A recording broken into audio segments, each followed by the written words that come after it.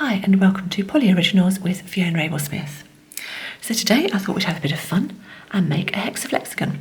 Now these are the shapes that when you turn them round show a different facet on each side, and they are great fun to make. Now some of you may look at this and think it's a bit daunting. Please don't. Do persevere with the video. I have found, I hope, a very easy way for everybody to be able to make one of these, and they are great fun to do. The cane work I'm just going to show you one way of doing it, and then all of the designs I've used on my hexaflexagons in this tutorial, both of the two different ways I do it, are all made using the same design, and it's based on a tutorial I did last year, quick and easy Kaleidoscope Cane, and I use the basis of that and then just show you how to move on from that and make it more complex. So I'll start off by showing you how to make the actual basis of the hexaflexagon, and then I'll show you two different ways to do it and also how to do the cane work. So it's quite a comprehensive video, this one. I will put a few subtitles on, but don't forget, if you are hard of hearing or if you would like a translation, just to follow the little CC that's at the bottom of the video down here, and if you click on that it will give you closed captions. Some of the words don't always come out correct because I do speak rather quickly, but you would certainly get the gist and you can translate it into your own language. So let's start by giving you the background of how I came up with the way I do my hexaflexagons.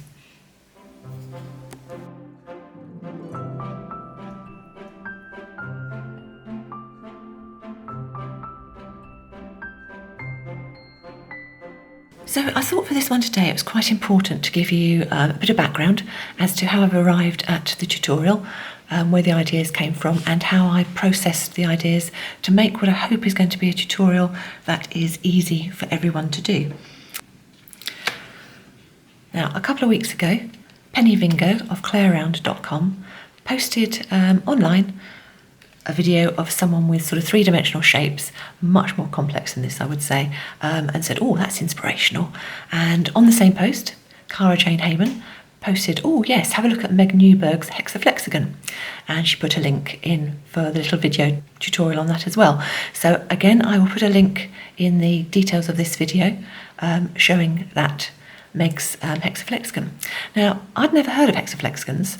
It's something completely new to me, something I missed out on in earlier life, but I'm just fascinated by the way that the kaleidoscope and the way it moves around. So I had a quick look online and I found the general paper one, like this.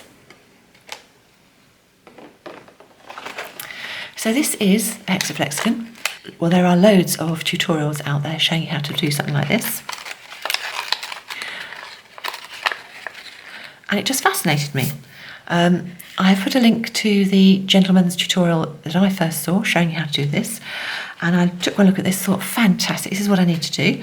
And then obviously all we need to do is do our triangular canes and fit one to each side. But I immediately knew that obviously paper just by itself wasn't going to be strong enough to hold the clay, and after a few turns it was likely to break. So the first thing I did was to get the design for the hexaflexagon, get my piece of paper, get it all marked out, and say there are details of the tutorial on the links below, and then cover the whole thing in material. Now, the material worked. I then obviously cut out the excess material and refolded this back in the same way as to make a normal hexaflexagon. And that's how I did my initial one. Now, it worked okay. This was just a first draft, so you can see it's quite well, it's not that tidy, put it that way. Big gaps. The material I used for this was a bit like the material you have in a wet wipe, but not a wet wipe, so not wet, but that sort of thing. So it's very, very strong, but really quite flexible. And it worked well in the joints, but it didn't quite give me the finesse I wanted, and the material did stretch. As expected, the paper sort of went pretty quickly as well. But it worked okay, but I wanted something neater. So then I tried paper with just material. So rather than covering the whole thing, I made up the hexaflexagon like this, and then I covered the whole thing with little diamonds of material. So wherever the joins were, I put the material on. So did that again, and the end result was this one, which again was quite nice and neat in the middle, but it proved to be incredibly stiff to turn and through the multiple bakings it became really distorted. So I don't know whether you can see really clearly on the camera how much this is bent in and distorted. So again, I knew that wasn't going to work. The other problem I had with this was that I found it very difficult to do. Very difficult to cut slices that thin that they could turn around. So going back to the Hexaflexagon, I knew I needed to come up with a solution because not everyone has access to a clay slicer. Not everyone can do really, really thin slices of clay. But this shape isn't big enough to allow thick slices to be placed on and for it then to actually work mechanically. So what I decided, well, there was two options. I could either completely re-engineer the Hexaflexagon and make excess insets depending on the size of clay, so that each of these joins, where it joins, you'd have a little bit of movable room so you could add thick sections on. And by doing that, it means opening the whole thing out. And so where each join was, you'd make a little excess gap. But the thought of doing that and re-engineering that was just too much. But then the other thought I had was like, well, why not take one of each of the component parts, which effectively is just 4 triangles, because half there and half there, and make individual component parts. So if you make the individual components and then start fixing them together, you end up with a hexaflexagon. And here's one I've done, purely held together with sellotape, just to show you how it looks. Now this one moves quite well. You've got a lot of flexibility, and the other thing is, by adding something and joining the two boxes, you can make this gap as big as you need it to be to add really thick slices of clay. So I thought, brilliant, let's do it that way. So that is what I've been working on. So this tutorial is going to show you 2 ways of using these individual components to make a hexaflexagon. We're going to do one where the clay is baked first and then just simply glued on the outside, and that is the easiest and does give you a nice effect. It's a little one here I've done just to show you, and this was just done with sellotape, so just sellotaping the hinges. Or you can have one, you can do exactly the same and actually bake the whole thing. So I'm going to show you how to do something like this. Now this is again the individual pieces, but they've been pushed together with a bit of material like those sides I showed you earlier, and that's another way of doing it. And they can do it baked, and if you do it baked, it comes out a bit like this. So this is a baked one, and as you can see, it kaleidoscopes nicely, and you can get nice thin strips. And going back to the one I started, that first one was done with material. This one was actually done with gaffer tape. And I'll come on to that in a minute. So I have tried lots of different things, lots of different materials to make these, the hinges or the seams, whichever you want to call them, work. And things that I found that don't work particularly: sticky back plastic. This was quite a thin one, and this just tore and ripped very quickly and easily, and that didn't work. I have tried the various tapes, so these are like the auto tapes, but again, they're a little bit too thin, don't quite hold. They're not bad, but say they are quite thin. Sellotape or sticky tape works well, but my favourite at the moment is this gaffer tape, because of course it's got material in it. It's got a web of material as it runs through, so even if the sticky tape sort of starts to wear or tear, that material will stay in place the whole way through. So that's my favourite method of doing the seams at the moment. So let's move on to actually making our little individual bits.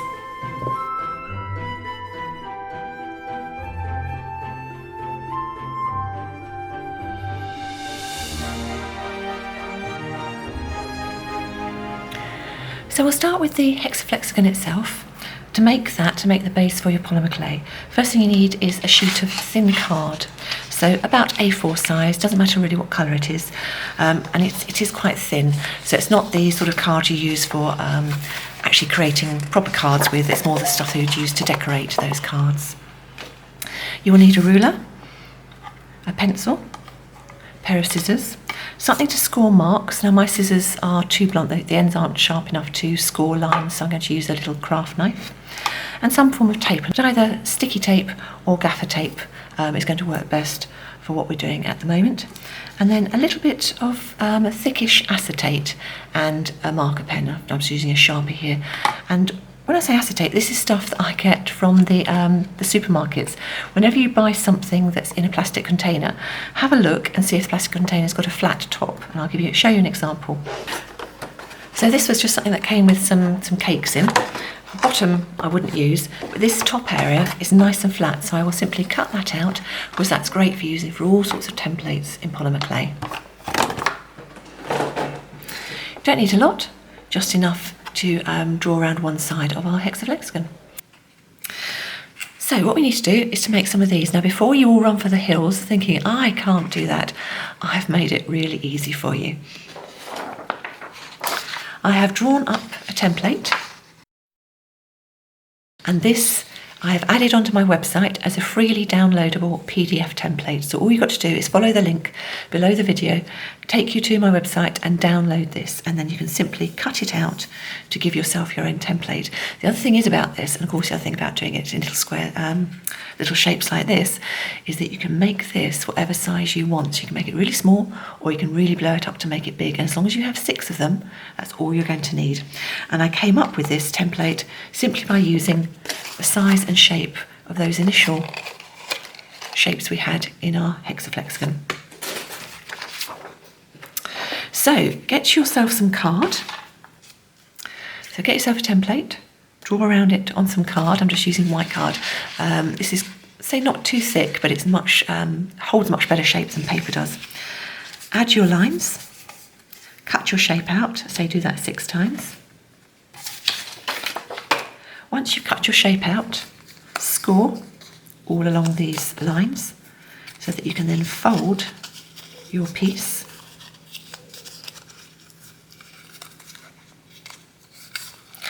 And then it makes up into your little pyramid shape. If you're going to bake your polymer clay first and glue it onto these, then you can simply use a little bit of sellotape to secure these. If you're going to do one where you're going to cook it in the oven, then I would recommend gluing these into place. PVA glue works absolutely fine. So the one I'm going to do to start with is we're going to bake the polymer clay slices first and then add them to this. There's no baking of these bits, so I'm just going to use a tiny little bit of sticky tape. Go across each of our places where we had a join.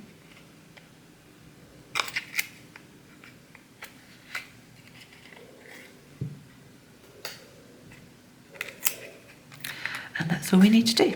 So that's our piece now all finished. Okay, so having got our 2 pieces, you will see that some of the sides are longer than the others.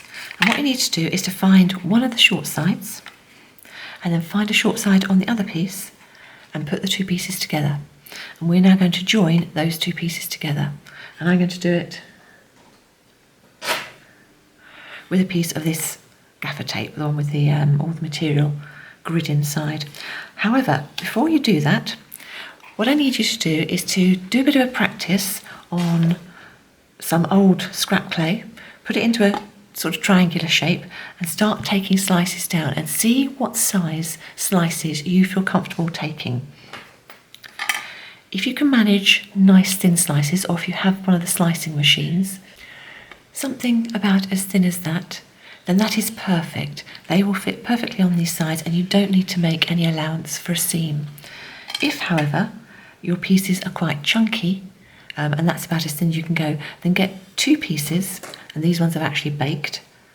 And when you've put your slices together, you can actually put those inside to give you an idea of how much of a gap or a seam you need to do. And then you'd put those and put the tape over the top of those.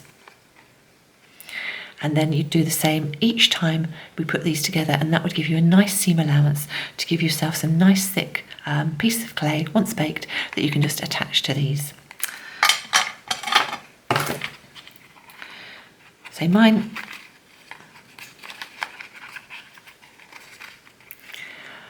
as I know, are actually quite thin, and I'll show you some tips and techniques as to how to get your slices nice and thin in a moment or two.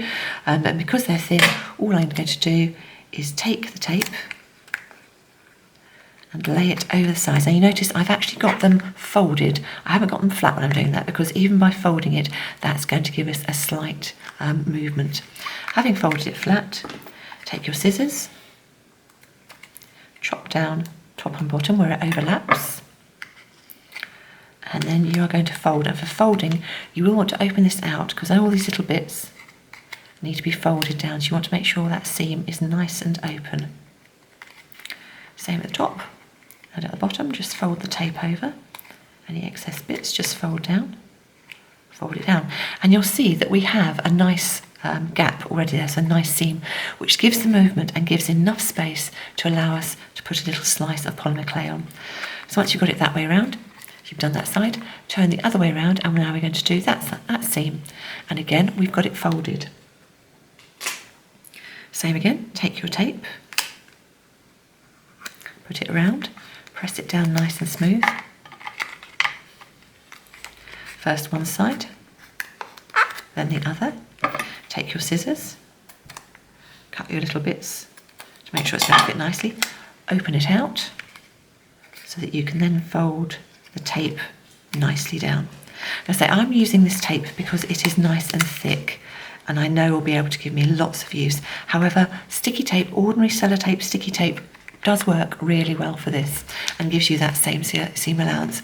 And the other reason I'm doing this, and I'm using the glue that I'm suggesting we use, and I'll come on to this later, is that if, when you do this with the pieces of clay already baked, we're going to glue them on afterwards, if you use a glue that's not completely permanent, should any of these seams break at any point, you can of course peel off the baked clay, replace the damaged seam, and glue the clay back on. So that's another plus point of doing this. So do that with all 6 pieces till you end up with 3 lots of those there. And the next bit's really easy too, because we've got one part covered in tape and the other part isn't. So you are just going to get 2 parts that aren't covered in tape and put them together. Same thing with the tape. Put the tape over the top with both your pieces folded down. Press down nicely. Add your little bits where the tape goes over the top. And the reason I put the tape longer than the actual piece is to give a nice join right up to the edge, because there's less chance of it pulling if your tape goes all the way up to the edge. As before, open up, fold down, fold in the middle bits. Same thing, open up, fold down, fold in the middle bits. When you've done one side, turn it over and do the other side as before. Fold down, cut both places, fold it down with it open, fold down and repeat. Put the bits back together, so you've got your 2 white ends or the untaped ends there, and that piece is going to fit into there in just a moment. So these 2 ends do the same.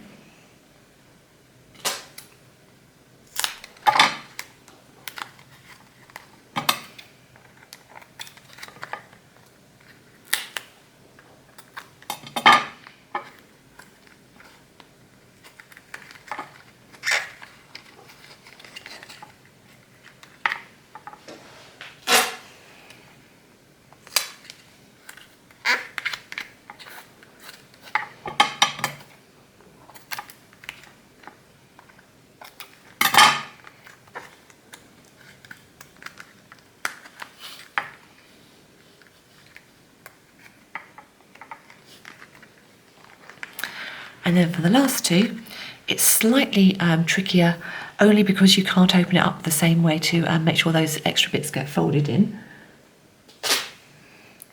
So this one I will sometimes make slightly narrow, so it's still long enough to go over, but when you fold it over, you don't have to flip those bits inside. And then you simply turn this around until the white comes to the outside again. And then this one is slightly wider, so just to show you, if you have made it wider, Still do as we did before. Put it all down. Still do your cuts. But if you can, sort of half fold it. Just do one bit at a time and keep folding it and try and flip that bit in. Same thing, fold it and flip it in. And make sure at the same time that this side hopefully isn't pulling in. And then just flip it around to make sure all those tapes nicely done. And what you should find is you've got your Hexaflexagon, which joins quite nice and neatly at the middle, is moving nice and smoothly, and will be perfect to add your bits of clay onto. So as you can see, that actually was really easy. We had our template, we simply made up our little shapes. There's one there I've done in black because I sort of either do them in black or white, but put all our shapes together to make our hexaflexagon. And once you've done that, then the rest really is child's play for anyone who's used to polymer clay. But I will take you through some cane work, because you know me, I like my cane work, and we'll show you how to do a nice kaleidoscope.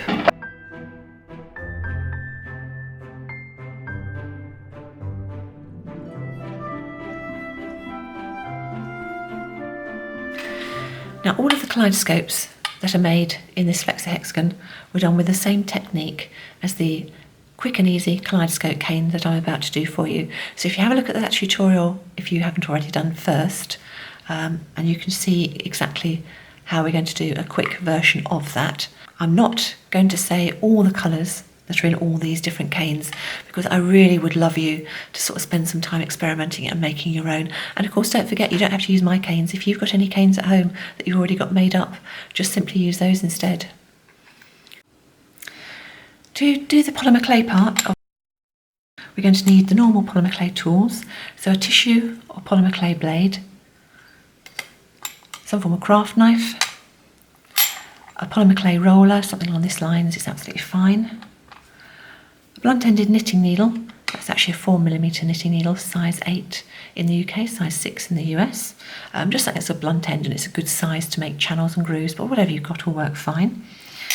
We're going to need a small sheet of something like baking parchment, tracing paper, baking paper, just something that you can put your pieces on and we can move around with. You're going to need a tile to bake your pieces on, and then we need some glue to attach them to our flexahexagon.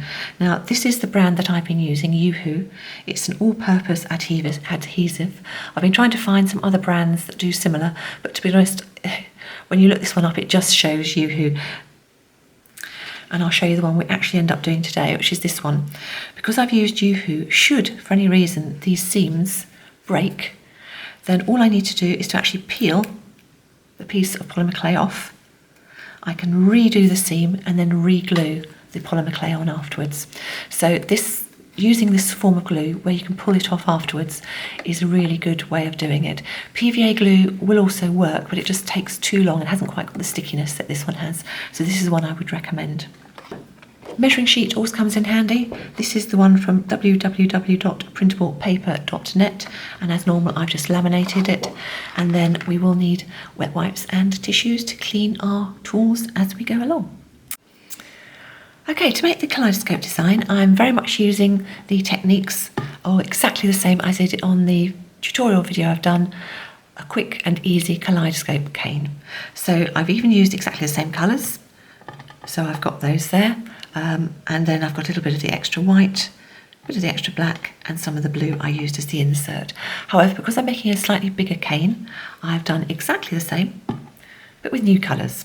So this one I've used Calypso blue, jade and white, and then I have carried on using exactly the same blue as the insert for this one as I did for this one. And I've got a little bit of the excess Calypso blue left over. And I'm going to put this together in quite a nice random fashion to create a nice kaleidoscope cane. But the colours, those colours I thought were pretty dark, so I'm going to use a nice bright pink, just to add a little bit of extra stuff as we go along. Now, when you're doing kaleidoscope canes, and those of you who know me know I do quite a lot of kaleidoscope canes, I'd really love you to not try and get too worried about the formula. Whatever pattern you are going to do is going to come out nice in a kaleidoscope cane. Now I'm going to aim for a roughly triangular shape when I do my Kaleidoscope cane, but I'm going to just mess around with these. So I'm not following a plan, I'm just going to literally make it up as I go along. So I've got canes, I've got extra bits of colours here which I'm going to add in as I go along, and we'll just start by changing the shape of some of these. So I've got the shape here, and I am just going to pull up just one side only, making myself a bit of a groove.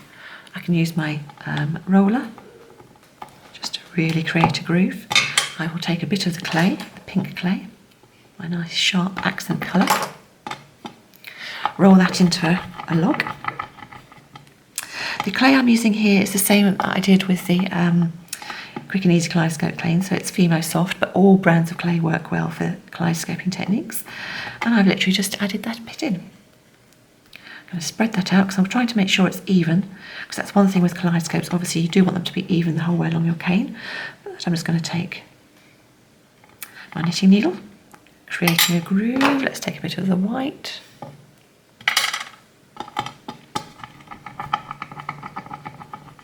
I'm just going to roll this to the right size just to fit in that groove.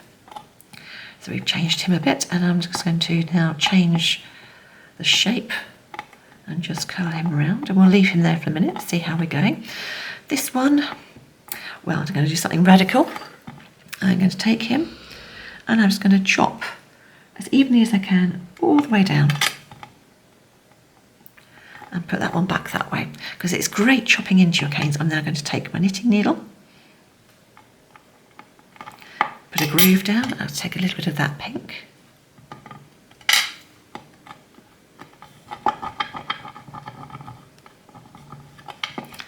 let's add a bit of pink in there. So we've changed him. This one, what should we do with this one? Oh, let's change his shape. So what I'm going to do, I'm going to bend that so that these two pieces come together. So I'm going to do that by pushing down with my roller on this one and using it to bend round. And should we put an insert in?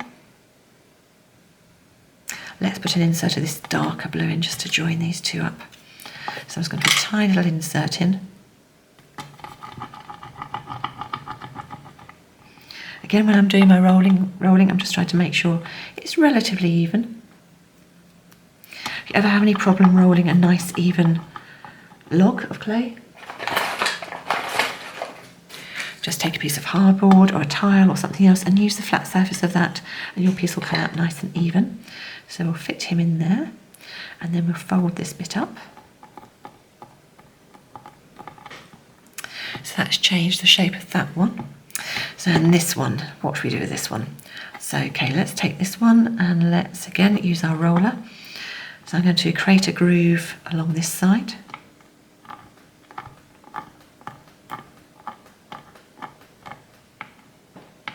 I've really pressed down into there, can you see that? Really created a groove.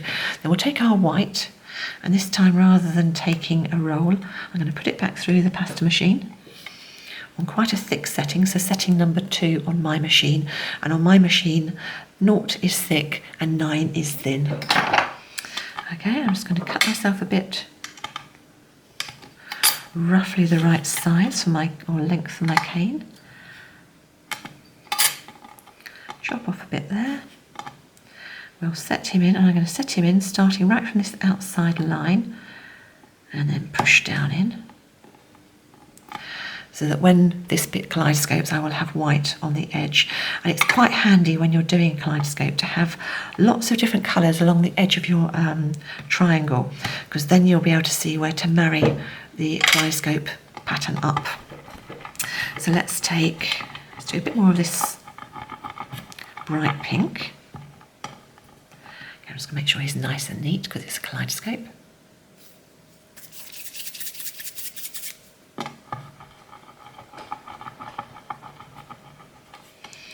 Okay, we'll put him in there as a log, and then I'm going to use my knitting needle. Let's take a little bit of this lilac colour, and we'll do a small little log. So you can see I literally am making up as I'm going along, just adding bits here and there, And if nothing else from this video, if you learn just to experiment, because the kaleidoscopes are such good fun, you can do whatever you want to do, and they're always going to come out slightly different. So you can see we really added an extra element to that one. So let's start putting these together. So that could be a corner. That's got a bit of a point on it, so that could be a corner. So let's put that one over there. Then we could put, or if we put more of a point on him. So what I'm doing is I'm looking to see the angles in my cane I'm making here, and I'm just trying to make these so they fit in. So he would then fit in something around there like that. So I've almost got a triangular piece here, so this piece is going to just fit in here. So I need to make the shape. I'm just going to turn it the other way up to make sure I've got something similar on the bottom. So let's make him,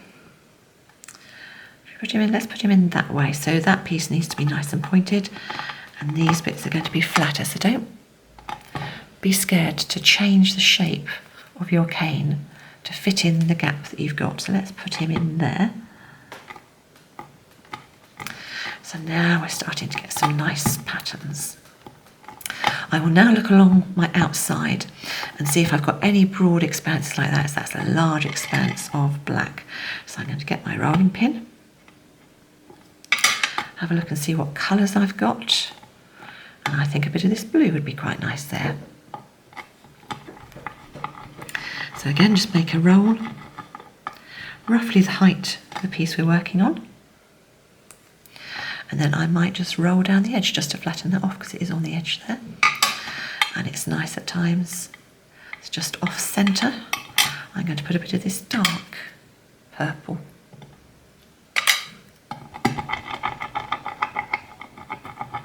So it's quite a small groove I've made there with the knitting needle. So we'll just take a small piece and fit him in.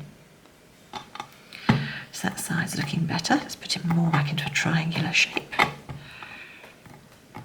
And this side here, we've got our blue, but there's not a lot else going on there. So let's add, I think, a nice bit of white actually right in the middle of that blue. So again, just tear yourself off a piece. Because all we're looking to do is to create something that's got a nice pattern, that when it kaleidoscopes up will give us something interesting. Okay, so I've got quite a nice sort of pattern shape going on there.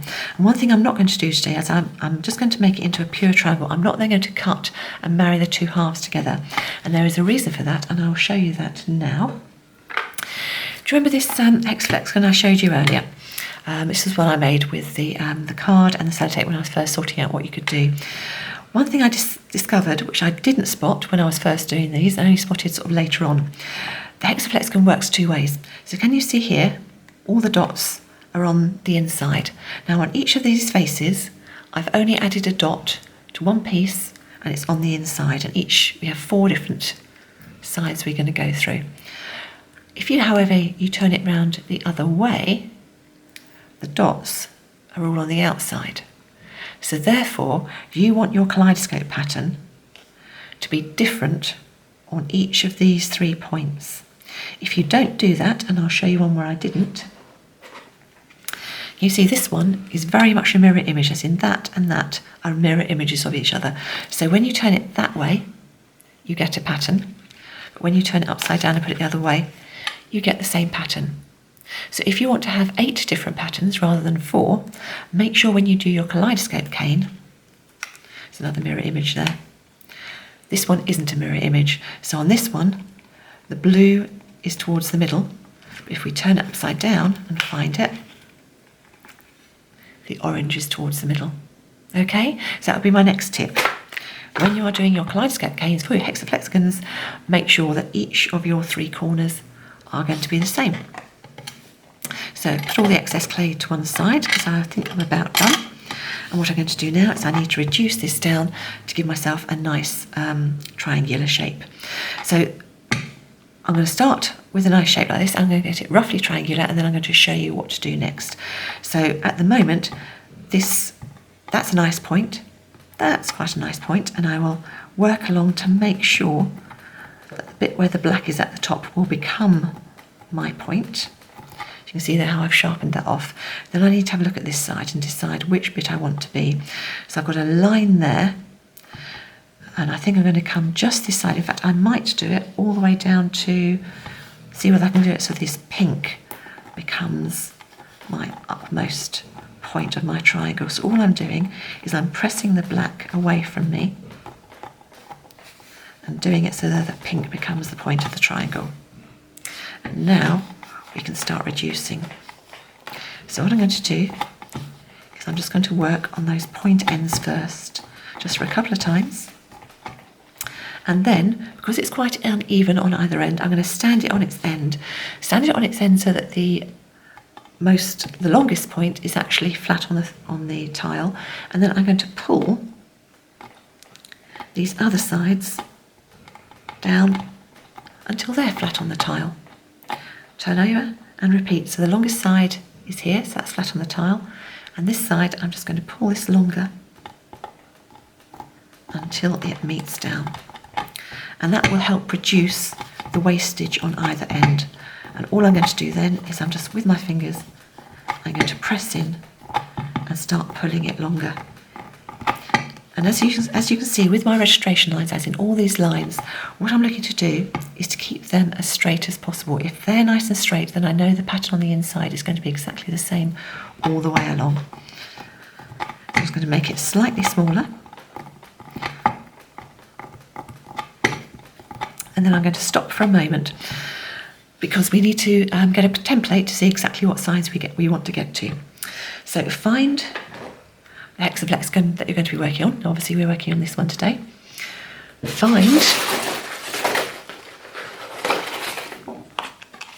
Find a bit of this acetate I was talking about earlier. This is one that came off that pastry package. And find yourself some form of marker. I'm going to use a Sharpie.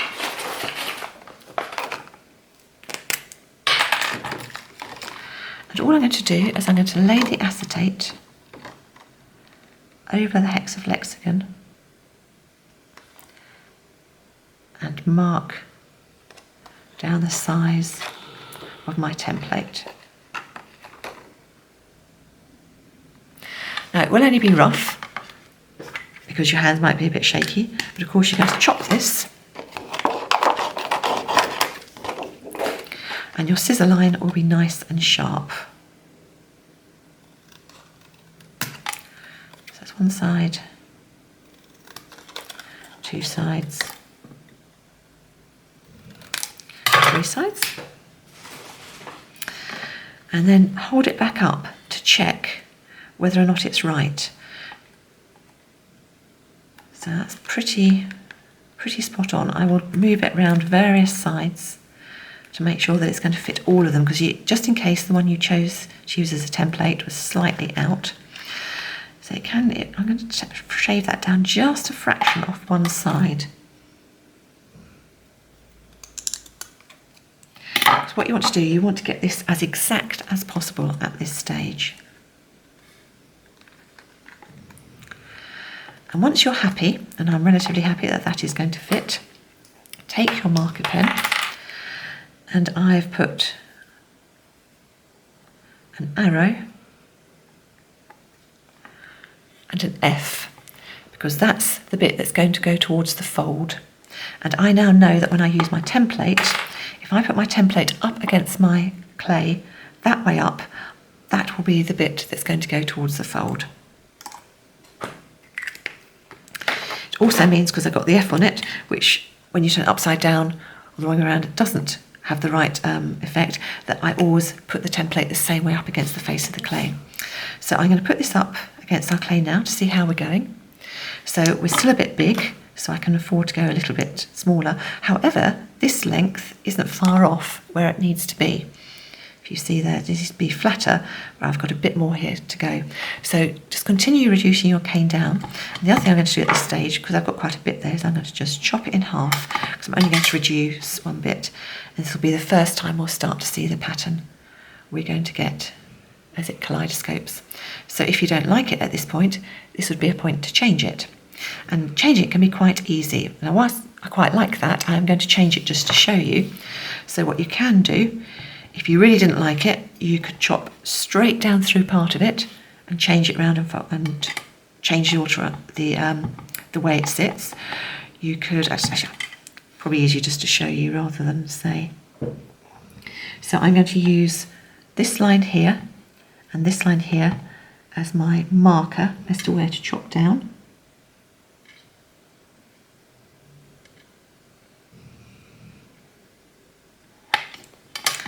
And then simply turn it to face the other way.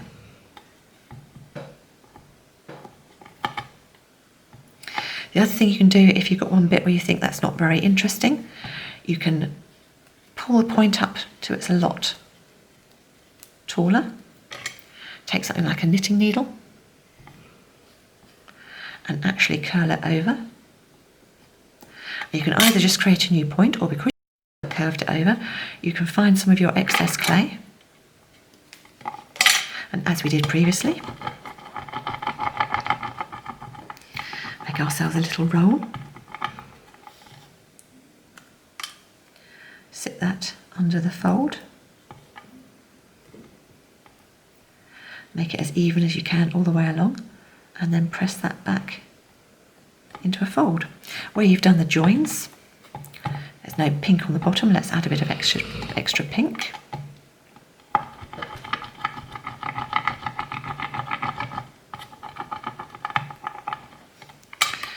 So with your knitting needle again, just create a groove and add in some extra clay.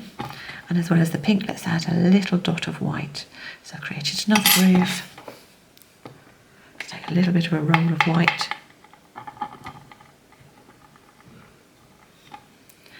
And add that in as well.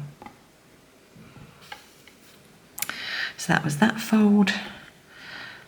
Well, that was that join rather. So now we need to do is to put it all back. Keep an eye on our template. And know that we've got to get it to the size of our template. So I'm going to push it down, just recenter it. And of course, I've still got this bit that I didn't change. So that's given us 2 patterns already. So again, I'm just pulling along those triangles, top and bottom. Trying to open it out, let's see how we're doing. And once you start getting close, take off the messy end and start putting your template onto your piece. Now I don't know whether you can see there, but that's more or less spot on already at the bottom. So all I need to do is to push it down along the length to give me my piece. And because that acetate is quite thick, you can feel it. So that is now perfectly in line with my sheet of acetate. So I'm now going to take one slice off, just to neaten the edge off, because I've been pushing and pulling still, so it'll have taken it slightly out of shape. And this is my next tip. When we cut, we are going to cut each time with this sheet of acetate on the end of our clay. And each time we take a cut, we are going to realign the block of clay to make sure it fits exactly. The other thing we're going to do is every time we take a cut, either with a wet wipe or with a tissue or something, we are going to clean our blade. You then need to take as thin a cut as you can. Now the first cut I'm going to take off, I'm just going to neaten up the end. So I'll take that off. This will be our first chance to see what that new pattern is going to look like. So I think that's okay, I'm quite happy with that. So take off that piece, immediately put your acetate back on. And because we've got that F for fold, we know we can place that down and check that all those places, all the points, are nicely adhered. And the acetate actually wants to stick onto your clay. Place your clay firmly down. Remember, re-wipe your blade. Now, if you can, holding your blade nice and close, start nice and close to the top, and then just very, very slowly, watching both sides, because of course it's the triangle, so you can see as you cut down where you're going. And cut cut as thin a slice as you can. Peel it off the acetate and put it down on your work surface. Acetate straight back on. Check all your sides. Quite often these end bits will have pushed out slightly as you've cut. This top bit will nearly always have pushed down, so you want to just pull that point up, reattach your acetate, wipe your blade. Cut your slice, making sure you don't cut into this piece. Actually, I'm going to put this on a separate sheet just for a minute, because I'll bring it back each time I cut a slice. So again, start at the top, as thin as you can, chop down, watching, doing it nice and slowly, till you get a nice thin slice. Peel off from your acetate, and immediately go to the piece that was the bottom. So the piece at the bottom is this piece with the blue, with the pink and the white, and put it on your tile so that your two patterns are matching. And then continue that with the next 4 pieces. Each time put your acetate back on, each time clean your blade, and I'll bring you back when I've got all 6 slices done. Okay, so there are our 6 slices, and you'll find that they don't fit together completely as a hexagon because they're not quite the same shape, because obviously when we put them together, when you actually fold it open, the hexaflexagon, it's not quite a perfect hexagon because it has to fold in. So don't expect these to fit together completely, but I have put them together in their pairs. So those are the middle bits. So you've got 1 pair, 2 pairs, 3 pairs, and I've put them together so they will form the full pattern. So the next thing we need to do, and what I figured out really early on, was that although these will fit nicely on, where it folds, we want to give the clay the best chance of being able to meet in those creases. So what we're going to do, we're just going to chamfer, bevel, mitre, whatever word you want to use, just along all 3 outside edges of your pieces of clay. And again, it's a good technique to do, and it gets you used to doing it. So do 1 at a time, do your 2 pairs at a time, and when you've done it, put them back in the right place where they should be. So take your first piece. This is just a piece of baking parchment, tracing paper, greaseproof paper, anything like that would work. So for each of the pieces, we're just going to bevel along the edge or do a mitre cut, just at an angle. So we go down and we end up with a nice point. So just with my blade at an angle, I'm pushing down, give it a little wiggle. And hopefully you can see there, I've actually cut it at an angle on that side. You're going to do the same on each edge. Each time, you can use your blade just to make sure the edge is nice and smooth and straight. And then chop down, nice little wiggle. Same again, make it sure it's straight. Chop down, little wiggle. And then put it back next to your other sheet piece, so it's back where it should be, and repeat that for all 6 pieces. Once you have finished mitring all your edges, put your pieces to bake on a tile and make sure they really are pressed down flat. We don't want any pulled up or say twisted up edges. Make sure they're nice and flat, and then bake them according to the instructions from the manufacturers of the brand of clay you are using. So this is 1 pattern, and obviously you're going to need 4 patterns because there's 4 faces. So I'm not actually going to cook this one because I'm going to use this one on the sample that I'm going to do the bake in the oven sample later, and I have got another 3 patterns that I've already got ready here, and all of these were made using exactly the same technique for kaleidoscoping that I did with our first one, just taking very simple patterns and then just adding bits and making it up as you go along.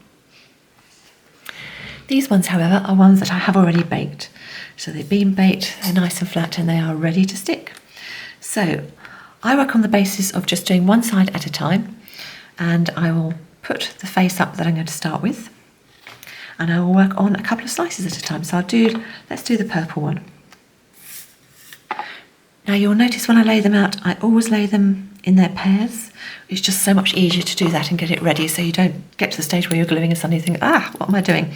So I am just going to take a bit of this Yoo-hoo glue. Just put it on 2 of the sides to start with. And then very simply, just put these two into place. And if everything's gone okay and your measuring was fine, they should fit down straight away. You need to leave a slight gap in the middle so that when they fold in, they have somewhere to fold. And hopefully that now makes sense as to why we mitered those edges on the pieces. So do two.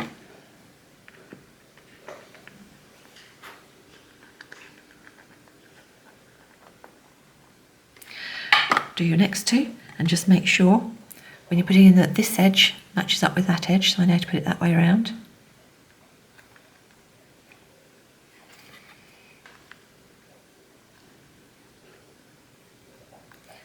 Again, I'm leaving a gap in the middle there, make sure they sit nicely on.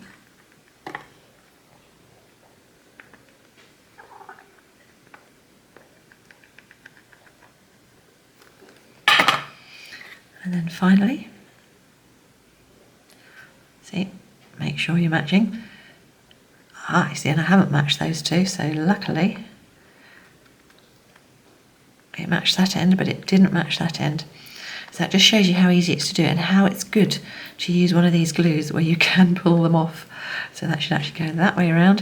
What I'm noticing is this little bit here should be around that way, so let's put him around the right way. I'm sure a lot of you actually spotted that before I did. So let's put him on this way. So even doing that, it is so easy to do, to put the pieces on the wrong way around. So just keep an eye on it as you go. So there is our first face of our hexaflexagon. So you can just manoeuvre them slightly if you wish. And once that glue has dried, which won't take very long, I'll flip the face over and add another pattern on and another and another until I do my 4 patterns, and I will bring you back when I have finished and put them all on. So here's our finished piece with all 4 of the designs on. So as I turn it round, you can see how they all are. All the faces on and all nicely glued into place. Then of course if we turn it up that way, you do get slightly different designs as you go. So I'd certainly recommend having a go at one of these first, because it does work really well. And once you've done that and you're happy with it, then we can move on, if you'd like, to do one of the ones where we bake the clay in situ.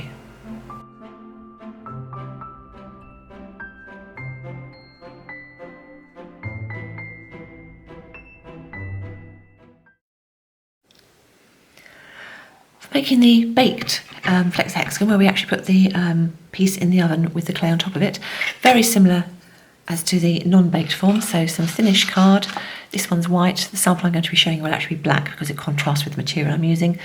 As before, ruler, pencil, something to score lines with, scissors to cut them out.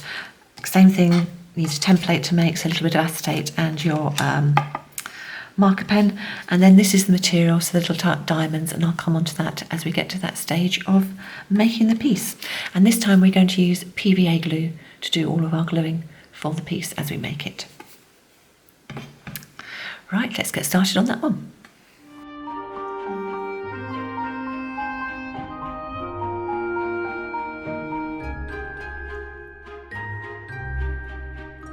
So this one, I'm not going to use the gaffer tape or any other form of tape, but I'm going to use material for the hinges. So when we put our 2 pieces together and find those smaller sides, we will use material. Now this works particularly well for the baked pieces. So the first thing you're going to do is we need to cut our material. So I have taken 2 of my triangles, which fit the sides of the pieces. I've just used the template, the original template, just to cut myself a couple of triangles. Put them together to create a diamond. I've then cut out a piece of paper using that as a template, cut a piece of paper, but then cut the paper just fractionally smaller, so that when I cut around material, the material ends up just a little bit bigger, because obviously you're going to draw around the outside, but that works out perfect size for doing round the pyramids. For the material, I'm not actually in my home studio at the moment, so I don't have access to all the things I normally have. So I just nipped to a local shop and I found this, which is actually a liner for a pillowcase. It's a nice tight weave, it's very strong, It's actually 100% polyester, so what I did first was I cut a piece and put it in the oven and baked it at the temperature I'd baked the polymer clay at, just to make sure that it didn't shrivel away to nothing, but it's absolutely fine, so I know this one's fine. So all I would do is take my template, as I say, cut out my diamond shapes, and then get your pieces. And I've gone for black this time simply because the material's white, so it's easier to see the black. I've got a little bit of plastic here, because this takes some time to do, so don't rush this one. We're going to have to glue, let it dry, glue, let it dry, glue, let it dry. So if you're planning on doing your kaleidoscoping, this is a good one to start off, and whilst this is drying, start doing a few more kaleidoscopes until you've got your canes done. Dot of glue on a bit of plastic. And then if you take two of your pieces, as before, as we did with the tape, put them up so that the smaller side, or the shorter side, is next to each other, and get yourself a piece of material. Then holding them in place, liberally apply some PVA glue. Now the great thing about PVA glue is it's not only all attached to the material, but of course it will act as a really good base for the polymer clay when we add that as well. Put your two pieces together. It's also good to have a wet wipe to hand with all the gluing we're going to do. And then your material should sit right over. Now, as before we did with these, if you know that your piece is going to be thick, just pop them in between the two pieces to give yourself a nice good area which is going to create a margin and give you a greater crease edge if you want larger pieces. Once the piece of material is down, you've got it the right width of hinging, just take more glue and really smother it all over that piece of material. So you want the material absolutely caked in glue. That'll give you a really strong, good hinge, and it'll mean a good surface for the polymer clay to adhere to.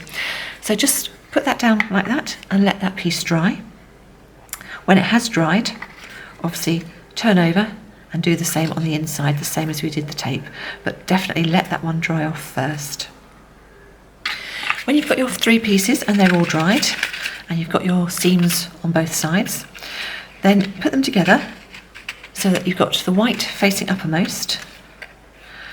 Obviously it's easy to see on the material facing uppermost and at the bottom, and then this will be the next bit to add the hinge to. So again, just the same as before, liberal amount of glue. Put on your material and smother that with glue as well.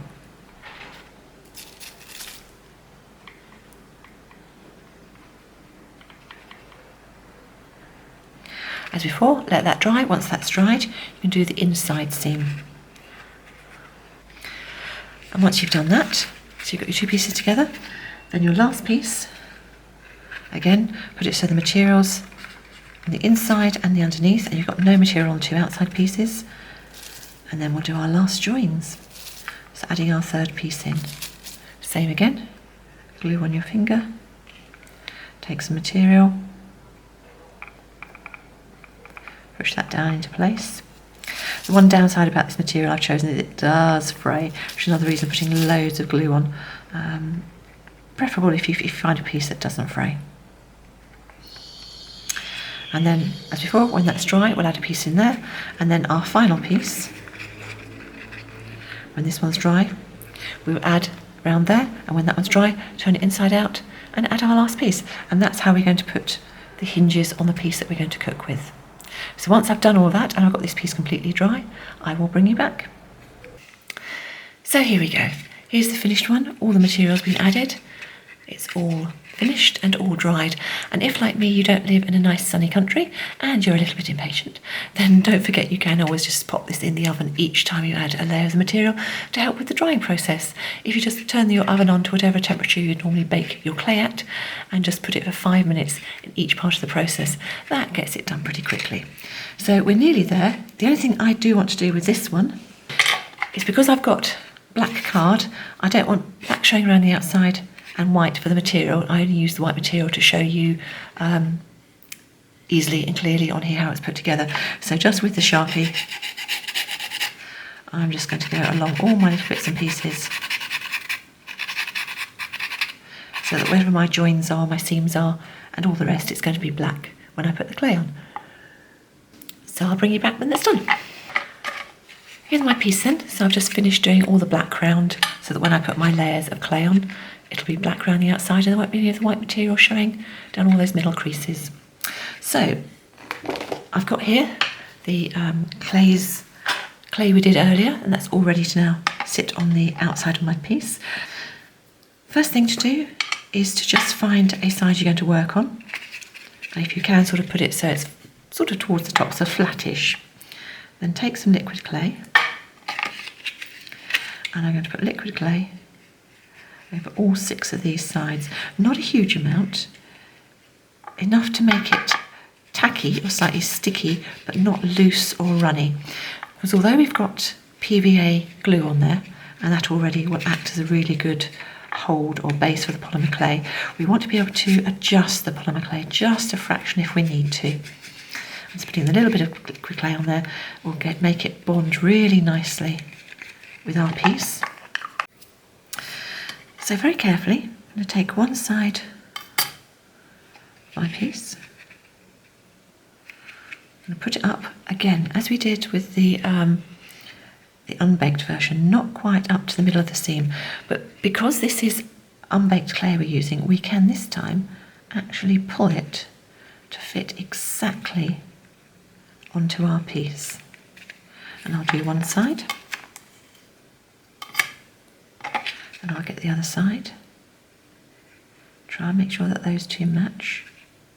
So leave a little bit in between, but now, as I say, because it's unbaked, I can just pull that and stretch it so it completely fits. I'm not worried about this bit over sticking here because we're about to neaten that off.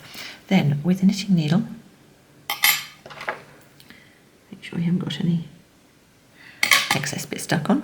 I'm just going to roll over it just to really push that down onto the underneath card. And when it's nicely fixed down with our tissue blade, you can very carefully just go even at more of an angle and really mitre the edges, so anywhere it's sticking out, turn to the inside. Same again. Cut down. You see I've just neatened that off. Same for this one. So I'm just running my blade at an angle, neating off the clay. There is a tendency for the corners to pull off, so just gently put them back on. And then for this middle bit, I'm not going to bother shearing any off. I'm just going to take my knitting needle and I'm just rolling it slightly flatter to make it even more smooth right on the inside. And then repeat that for the next 2 sides.